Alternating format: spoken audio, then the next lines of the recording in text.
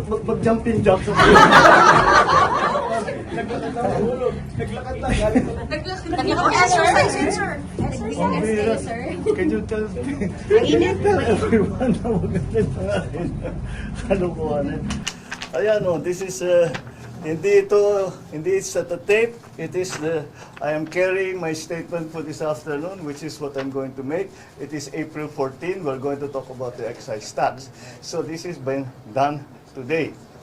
And I challenge anyone who were saying that I am sick, that they come and exercise with me. We will see who is stronger. You come to the gym with me. Tingnan natin kung sino mas malakas magbuhat ng weight. Pero alam mo, gusto ko nga sabihin, ang mga kababayan naman natin, ngayon, tiniyak ko na makita ninyo na hindi totoo yung mga sinasabi nila, na kasinungalingan yan. Kaya mula ngayon, yung mga taong yan, na nagsabi sa inyo na may sakit ako, na baldado na ako, ngayon alam ninyo, puro sinungaling ng mga yan. Kaya't lahat ng sasabihin ng mga yan, kasinungalingan. Kaya't huwag nyo nang paniwalaan kung sino man yung mga yun. Now you know who the liars are and who is telling the truth. And once again, I think it's very, very easy and very clear that I'm in very, very good health. I just had everything. My numbers are. I just had my regular blood test kasi nagpapaano ko ng vitamins and everything.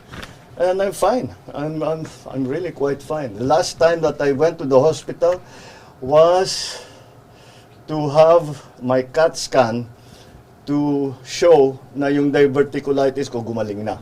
So that was what? 2.5, 3 months ago. Mga ganon. So that's all these reports of me going to the hospital. I haven't been to the hospital for 3 months, and even then it was just to have a CAT scan, because the CAT scan to tell my doctors if the diverticulitis has completely been fixed, and it was, and I'm done. My diet is back to normal. My exercise is back to normal. I still exercise 3-4 times a week. I'm watching my food better than before. But you know, so people. Medicine, sir? I'm sorry. Maintenance medicines. Maintenance medicine for I have 2. One for gout, which is lopurinol. Mga nasa lahi namin mga Ilocano magka-gout eh. And the other is for high blood pressure, for hypertension. Those are the only 2 medicines that I take. The others that I take are nothing really. When I have allergies, I take an antihistamine. Pero wala naman ngayon. Aside from that, that's it. I'm not a great believer in supplements.